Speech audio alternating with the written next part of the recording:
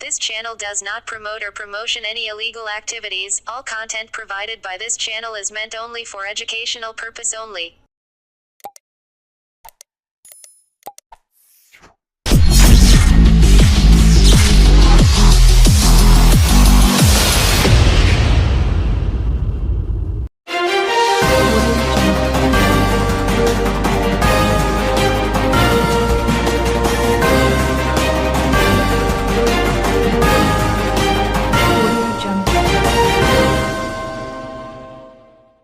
নিম্নচাপের প্রভাবে দক্ষিণবঙ্গের বিভিন্ন জেলায় শুরু হয়েছে প্রবল বৃষ্টি। এর ফলে সাধারণ মানুষ থেকে ব্যবসায়ী সকলেই চরম সমস্যার সম্মুখীন হচ্ছেন। হুগলি জেলার বিভিন্ন পৌরসভা ও পঞ্চায়েত এলাকায় বেশ কয়েকটি জায়গায় ব্যাপক জল জমে যাওয়ার কারণে চরম দুর্ভোগ পোহাতে হচ্ছে। বিশেষ করে ব্যান্ডেল, চুঁচুড়া স্টেশনগুলির নিচের অংশে প্রায় 1 মানুষ সমান জল জমে গেছে। হুগলি চুঁচুড়া পৌরসভার একাধিক ওয়ার্ডেও জল জমে যাবার ফলে সমস্যায় পড়েছেন স্থানীয় মানুষজন, যা স্বাভাবিক জনজীবনকে বিপর্যস্ত করে তুলেছে।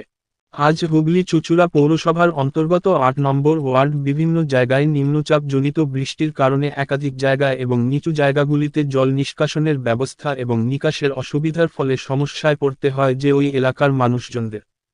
এমনই খবর পেয়ে 8 নম্বর ওয়ার্ড কাপাসডাঙ্গার বিভিন্ন এলাকা পরিদর্শন করেন চুঁচুড়ার বিধায়ক অসিত মজুমদার। স্থানীয় মানুষজন এলাকার জনপ্রতিনিধি উপর একরাশ ক্ষোভ উগরে দেন। তিনি বলেন, কাউন্সিলর বছরে একবার এসে এলাকা পরিদর্শনও করে না। নিকাশির ব্যবস্থাগুলো আজ বিপর্যস্ত হয়ে পড়েছে। এলাকার মানুষজন জানান যে সমস্ত রাস্তাগুলি উঁচু করা হয়েছে এবং যে সমস্ত এলাকায় নিচু সেই সব এলাকায় সমস্ত জল প্রবেশ করে বাড়ির ভেতর প্রবেশ করছে। এতে সমস্যা পড়তে হচ্ছে সাধারণ মানুষকে। সম্পূর্ণ পরিদর্শনে এসে বিধায়ক সঠিক ব্যবস্থা গ্রহণের আশ্বাস দেন।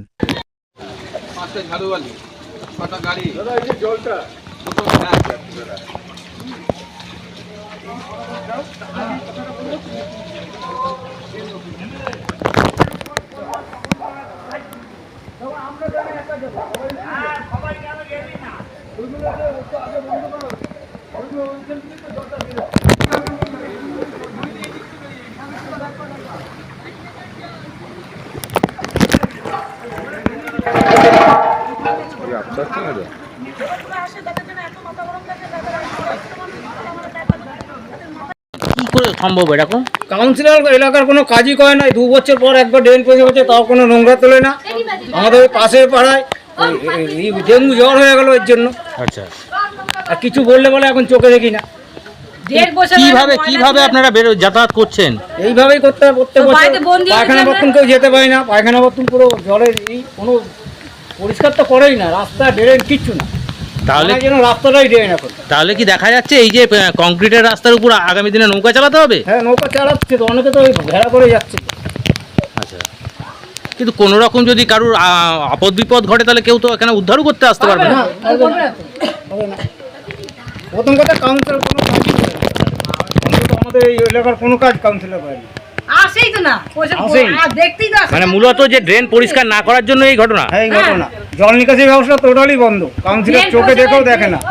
থেকে হলো এটা আমাদের কারণে 2 নম্বর কাপাসডাঙ্গা জোড়াকলতলার রাস্তাটা উঁচু করার কারণে এদিকের রাস্তাগুলো টোটালি নিচু হয়ে গেছে। সব জল এখানে আসছে।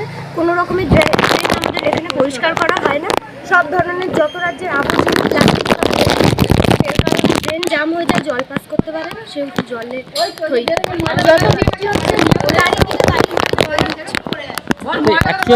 বাড়ি থেকে বেরোনোই বন্ধ হয়ে গেছে। বাড়ি থেকে বেরোনো দেয়, কাজবাজ বন্ধ সব। এতে মানে সাধারণ মানুষের হয়রানি হেনস্থা। মানে এলাকায় কোনো রকম যদি দুর্ঘটনা ঘটে তাহলে তো কেউ এসে উদ্ধারও করতে পারবে না। কেউ আসছে না, কেউ কিছু দেখছে না। আমাদের কাউন্সিলর মাসে একবার আসেই না, বলতে গেলে আসেই না। এসে যে সবার দেখাশোনা সেরকম ভাবে কিছু হয় না আমাদের এখানে। আর টোটালি মশা মাছিতে ভরে যাচ্ছে। এই জলটা কতদিন থাকবে তাহলে এরকম কন্টিনিউ সপ্তাহখানেক তো থাকবে। এটা তো সাপ খোপ বলছি তো, সাধারণ মানুষের হয়রানি। আমাদের সমস্ত মিডল ক্লাস ফ্যামিলিতে এগুলো যে কি আমরা প্রতিদিন বহন করে নিয়ে চলছি আমরাই বুঝতে পারছি। কোথাও জানিয়েও সুরা হয় না। আমরা কোথাও জানাবো, কোনো ব্যবস্থা হবে না। কতবার জানাবো আমরা? দেখুন, এই জায়গাটা নিচু এবং প্রতি বছরই এই জায়গাটা জল জমে যায়। জিটি রোডে একটা ম্যানহোল ছিল, সেই ম্যানহোলটা কৃষ্ণপুরের ওইদিকে পুরো ম্যানহোলটা জাম্প হয়ে গেছে। এই জল থেকে বাঁচাতে গেলে দুটো জায়গা আপনাকে স্পেসিফিক ওই ড্রেন করতে হবে, যেটা ব্যান্ডেলে করেছিলাম হাই ড্রেন। একটা জিটি রোডে করতে হবে, আর একটা হুগলি স্টেশন রোডে যে রাস্তাটা আছে ওইটা করতে হবে, তবেই এই জলটা সরস্বতী নদীতে যাবে। কোনোভাবে তো এখন কিছু করা সম্ভব না।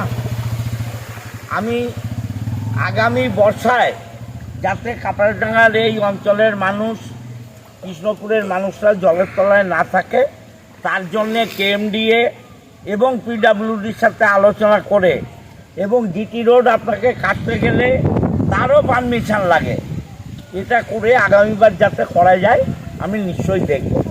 মানুষের যথেষ্ট কষ্ট হচ্ছে, কিন্তু বহু জায়গায় আবার ড্রেনের উপর মানুষ বাড়িও করে নিয়েছে। শুধু যে ড্রেন জল যাচ্ছে না এটা নয়, ড্রেনও অকুপাই হয়ে যাচ্ছে। রেলের যে ঝিল ছিল আপনারা জানেন, বা এই এলাকার ছোটোবেলায় মানুষেরা দেখেছেন, ওই হুগলি স্টেশন থেকে চুচড়ো স্টেশন রেলের একটা বিরাট ঝিল ছিল, সে ঝিলটাও অকুপাই হয়ে যাচ্ছে। আপনি দেখুন, করা যায় অনেক কিছু, কিন্তু বর্তমান রাজনৈতিক পরিবেশটা এটা সময় উপযোগী হচ্ছে না। আমি এখন যদি কিছু বাড়ি ভাঙতে যাই, এমএলএর বিরুদ্ধে বিক্ষোভ আরম্ভ হবে। হ্যাঁ, অতএব সবটাই মানুষের বুঝতে হবে, মানুষকে জানতে হবে। মানুষ না বুঝলে এই কাজ করা কঠিন। তবুও আমি জিটি রোড কাটবো এবং হুগলি স্টেশনের রোড কাটবো, কেটে এখানকার মানুষের জলের হাত থেকে বাঁচাবার জন্য যা করার নিশ্চয়ই করবো।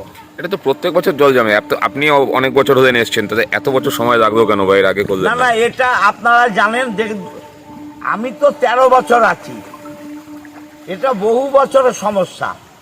আমি ব্যান্ডেলের সমস্যা মিটিয়েছি জিটি রোড কেটে। আপনাদের নিশ্চয়ই অভিজ্ঞতা আছে, ব্যান্ডেল জিটি রোড কাটার ফলে 4 নম্বর ওয়ার্ডের ভেতর দিয়ে ডন বস্কো স্কুলের পাশ দিয়ে যে রাস্তা করা হয়েছিল, সে রাস্তাও ড্যামেজ হয়ে গেছিল। অতএব জিটি রোড কাটাতে গেলে ডিএমসিপির পারমিশন দরকার, এবং ওর থেকে শিক্ষা নিয়ে আমি বলছি এই জিটি রোডটা হাফ হাফ কাটাবো। একটা কালভার্ট ড্রেন হবে, হাফ কাটাবো, হাফ দিয়ে গাড়ি চলবে।